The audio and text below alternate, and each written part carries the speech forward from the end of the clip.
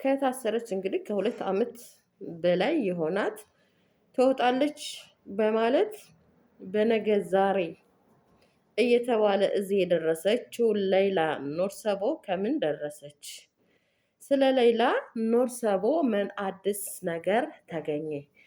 ሌይላ ኑርሰቦር በእስር ቤት ሆና ያለችበት ሁኔታ እንዲሁም ስለ ጤናዋ ጉዳይ ምን እየተባለና እየተሰማ ይገኛል? አሰላሙ አለይኩም ወራህመቱላሂ ወበረካቱ። ሰላም ጤና ይስጥልኝ። ውድና የተከበራችሁ የዚህ ቻናል ቤተሰቦች ሁላችሁንም ሰላም ሰላም ብያለሁ። ባያላችሁበት ያለ ሰላምታና እዝነት አይለያችሁ ለማለት እወዳለሁ። ውድ ቤተሰቦች ለቻናሉ አዲስ የሆናችሁ ላይክ፣ ሰብስክራይብ፣ ሼር እያደረጋችሁ የቻናሉ ቤተሰብ ትሆኑ ዘንድ በትህትና እጠይቃለሁ። ነባር ቤተሰቦቼ ቪዲዮ ላይክ፣ ሼር እያደረጋችሁ አበረታቱኝ። ዛሬ ይዤላችሁ የመጣሁት ስለ ሌይላ ኑርሰቦ ጉዳይ ነው ማለት ነው። ስለ ሌይላ ኑርሰቦ ጉዳይ እንግዲህ ብዙ የሚናፈሱ ነገሮች አሉ ማለት ነው። ባይዘዌ እኔ በቪዲዮ ትንሽ ዘግይት ብያለሁ ይመስለኛል። ስለ ሌይላ ኑርሰቦ አዳዲስ ነገሮች እና እንዲሁ ዝም ብሎ አሉባልታ ወሬዎች እየተሰሙ ይገኛሉ። 3 ቀን አካባቢ ሆነው ቪዲዮዬ የቆየ አይደለም ያናክል ስላችሁ እንግዲህ 3 ቀኑ ነው። እኔ በሰዓቱ ስላልተመቸኛው ወደው አልተገኘው 3 ቀን ውሎታል እንግዲህ ማለት ነው። ስለ ሌይላ ኑርሰቦ የተገኙ አህባሮች ወይም አዲስ ነገሮች ማለት ነው።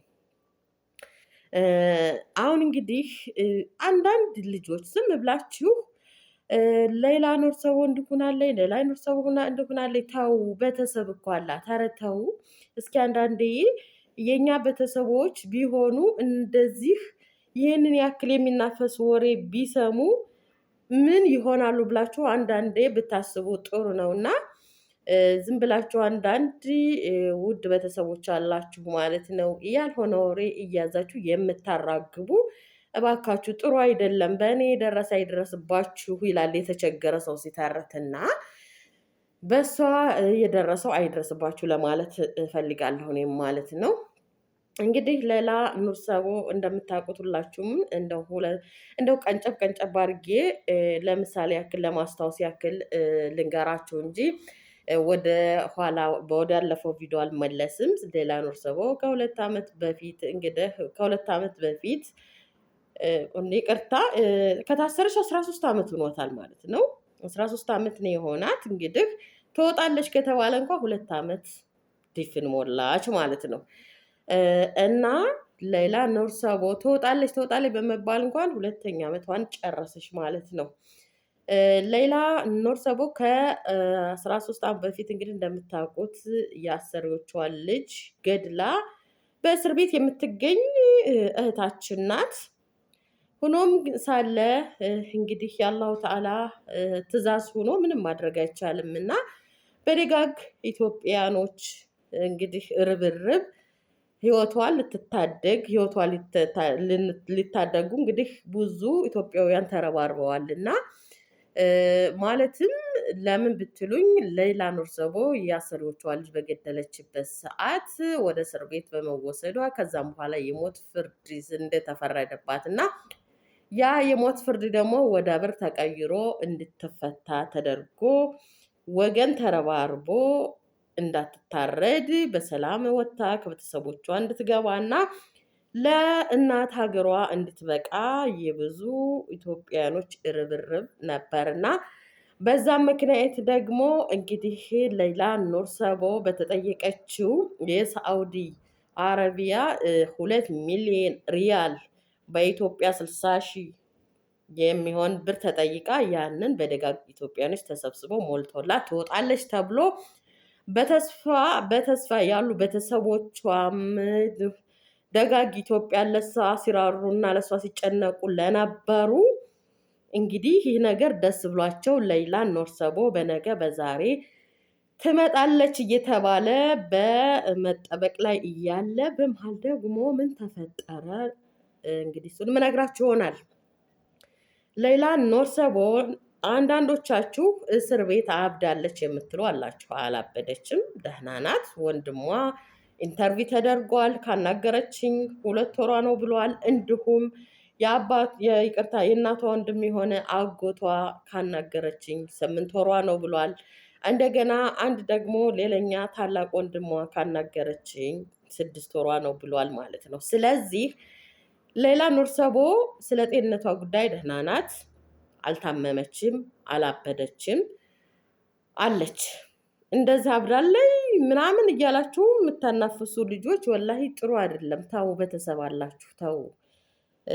እና አንዳንዴ ሚዲያ ተጠቃሚ ስትሆኑ እንዲሁ የሶሻል ተጠቃሚ የሆናችሁም አንዳንዴ ለፎሎ እና ለሰብስክራይብ ብላችሁ ሰውን ወላሂ አታስደንግጡ። እናንተም ቤተሰብ አላችሁ። በዚህ የቀረው ፎሎ እና ሰብስክራይብ ይቅር። እውነቴን ነው።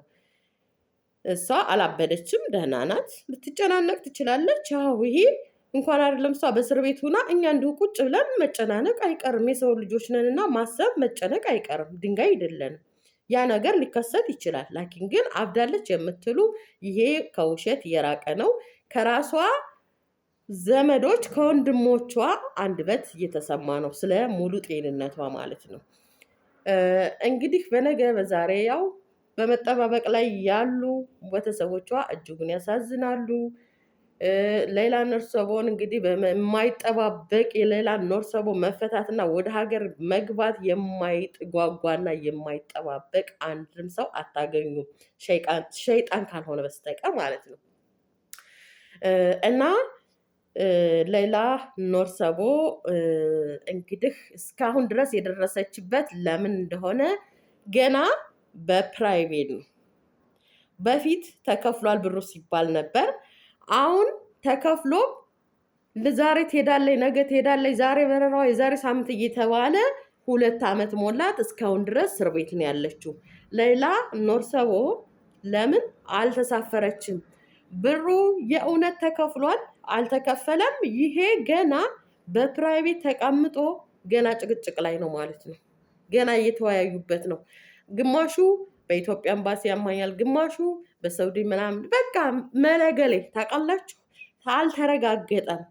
ይህ ብዙ ኢትዮጵያኖች ደግሞ እንደሚሉት ከሆነ ብሩ ከተሰበሰበ በኋላ ከተሰጠ ለምን ይሄን ያክል ዓመት ቆየች የሚባል ግርምትንና ሀሳብን አጭሮባቸዋል ማለት ነው። እኔም የነዚሁ ሀሳብ ተካፋይ ነኝ ማለት ነው። ለምን የሚለው ከተከፈለ ብሩ ለምን? እንደገና አንዳንዶች ደግሞ ምን ቢሉ ጥሩ ነው፣ በብር እስሩ መታረዱ እንጂ የሚቀርላት እስሩ አይቀርም የምትሉም አላችሁ። የተባለው የነፍስ ዋጋ 2 ሚሊዮን ሪያል የሳውዲ ሪያል ከተከፈለ በኢትዮጵያ 60 ሚሊዮን ይቅርታ 60 ሚሊዮን ከተከፈለ ሌላ ኖርሰቦ ትወጣለች ከእስር ቤት። በነገው ዕለት ብር ከተሰበሰበ ትወጣለች ተብሎ እንጂ የሁሉ ኢትዮጵያውያን የተረባረበው ከመታረድ ነፃ ትሆናለች፣ እስሯን ገና አልትጨርስም የሚባል በሰዓቱ አልተሰነዘረም። የነፍሷ ጋር ይሄን ትከፍላለች፣ ትወጣለች ነው የተባለው። አሁን ግን ሁልጊዜ አዳዲስ ነገር ይወጣሉ። በቃ ይወጣል ማለት ነው።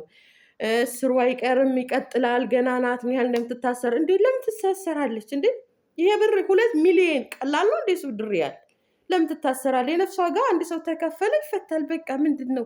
አንዳንድ ኢትዮጵያኖች እንደዛ የምትሏላችሁ እና አላህ ልጅቷን እውነታውን አውጥቶ ለሀገሯ ያብቃት።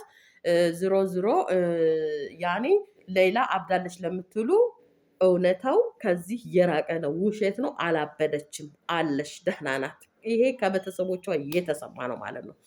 አብዛኛውን ጊዜ ይሄንን ላካፍላችሁ ነው የመጣሁት። ያ የብሩ ተከፍሏል አልተከፈለም፣ ውሸት ነው እውነት ነው የሚለውን አብረን የምናይ ይሆናል።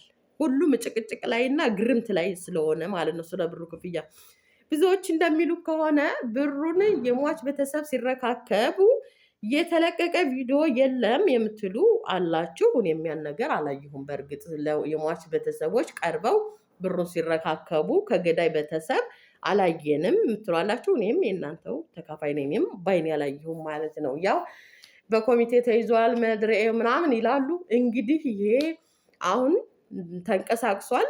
ባይቀዘቅዝ አሁን በጀመራችሁት እንግዲህ ወንድሞቶች ደጋጎች አላችሁ። አሁን ፍትር አድርጋችሁ ያዛችኋቸው ይመስላል። መለቀቅ የለበትም። ያዝ ለቀቅ ከተደረገ አሁንም ይችል ልጅ መቼም ቢሆን መቼ ከእስር ቤት ስለማትፈታ እና የያዛችሁት ያዝ ለቀቅ አታድርጉ። ተናገሩ። ፍርጣር በቃ ተሰጥቷል አልተሰጠም፣ ብሩ ተበልቷል አልተበላም፣ ወይስ ለቤተሰብ ለገዳይ ለሟች ቤተሰብ ተሰጥቷል አልተሰጠም የሚለውን እንግዲህ አብረን ወደፊት የምናይ ይሆናል። ማለትም ፍርጥ አድርጋችሁ ያዟቸው። ካሁን በኋላ እንግዲህ ኮሚቴ እኔ ነኝ ኃላፊ ስለሌላ ጉዳይ ያለ እንግዲህ አሁን ይለይለታል።